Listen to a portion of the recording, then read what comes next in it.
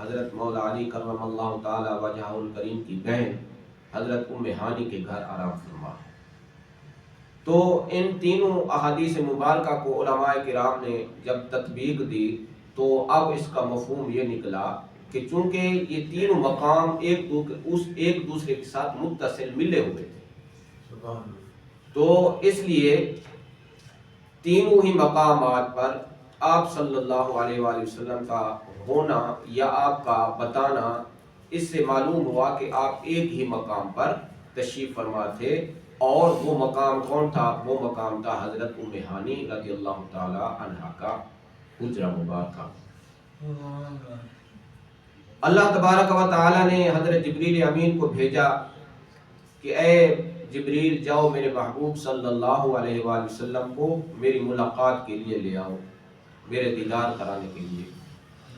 تو حضرت جبریل امین علیہ السلام 70,000 فرشتوں کی معیت میں آئے، محبوب صلی اللہ علیہ وآلہ وسلم کے لب کے طلب مبارک چوم کر آپ کو جگایا اور آپ کو ایک مقام پر لے گئے جو کہ صحن کعبہ کے قریب تھا۔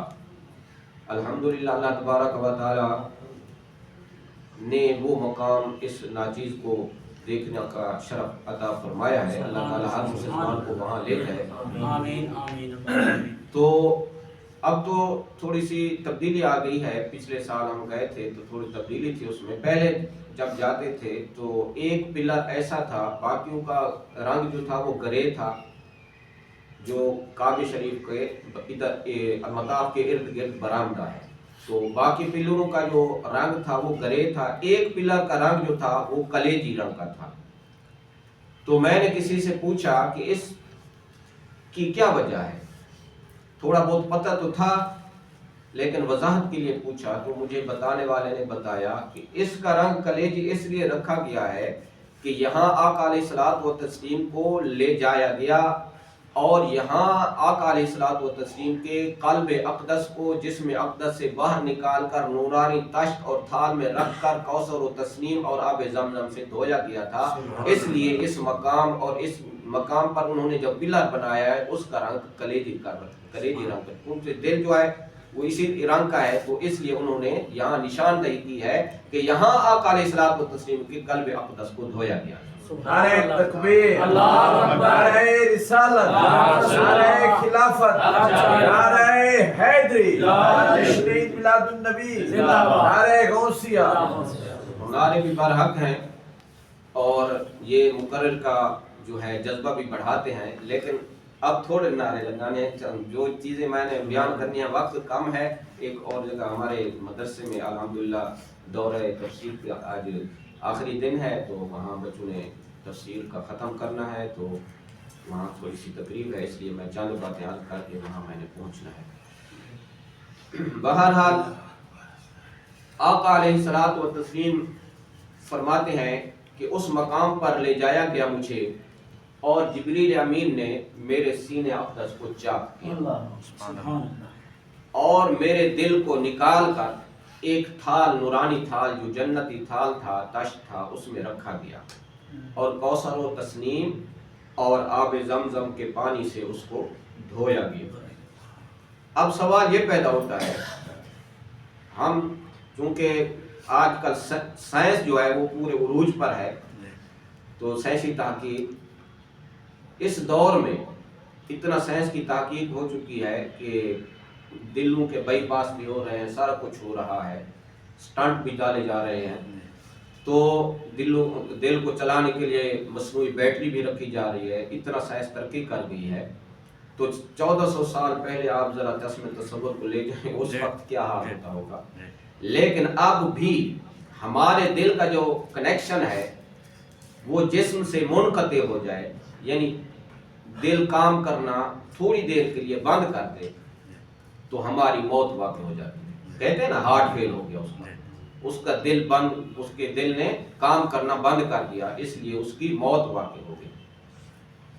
یہ میری اور آپ کی بشریت کا عالم ہے کہ ہمارا دل جو ہے وہ موجود ہی اندر ہو، باڈی میں موجود ہو، ہمارا دل باڈی کے اندر موجود ہو، ساری وریدوں اور شریانوں اور رگوں کی जो है वो सप्लाई भी उसके साथ लगी हुई हो, खोली भी ना जाए, लेकिन वो दिल थोड़ा अरसे के लिए, चंद लम्हे के लिए अगर काम बंद कर दे, ये धड़कना, ये खून जो हम ऑक्सीजन लेते हैं साफ, ये फेफड़ों में जाती है, फेफड़े फिर आगे खून में शामिल करके दिल को देते हैं, दिल वो ऑक्सीजन वाला खून जो है वो पूरे जिस्म में सप्लाई करता है, फिर जिस्म से कार्बन डाइऑक्साइड वाला खून लेकर दिल जो है फिर फेफड़ों को पंप करता है, फेफड़े फिर जो है कार्बन डाइऑक्साइड को बाहर निकाल देते हैं और साफ खून फिर दिल को दे देते हैं। ये एक निज़ाम है, चल रहा है।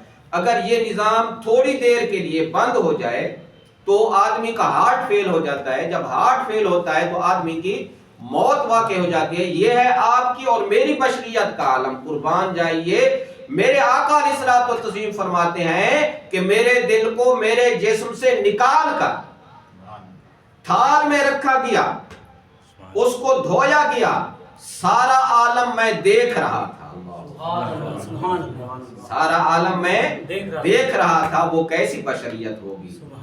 हमारी बशरियत जो है वो दिल की मोहताज, दिल के धड़कने की मोहताज, दिल के खून को दिल का खून को सप्लाई करना जो जिसमें उसकी मोहताज। लेकिन आका अलैहिस्सलातु वस्सलाम फरमाते हैं मेरा दिल निकाल कर मेरे जिस्म से अलग करके थाल में रख दिया गया, उसको मैं देख रहा था। सुभान अल्लाह के महबूब की बशरियत मुतहरा और हमारी बशरियत में जमीन आसमान का फर्क है। इसलिए वो हम जैसे बशर नहीं है, हम कहां वो कहां। बहरहाल आका अलैहिस्सलातु वस्सलाम फरमाते हैं वो दिल फिर मेरे जिस्म अक़दस में रखा गया और सीना को बंद किया गया। ये शक़ सद्र इसको कहते हैं। ये वाक़या गालिबन 3 मकामात पर हुआ है, आका अलैहिस्सलातु वस्सलाम के साथ पेश आया। एक बचपन में हज़रत अम्मा हलीमा रज़ियल्लाहु ताला अन्हा के हाँ जब आप तशरीफ़ फरमा थे वहाँ हुआ, एक मरतबा कहते हैं कि गार हिरा पर हुआ, एक मरतबा से काबा में हुआ। तीनों हक हैं।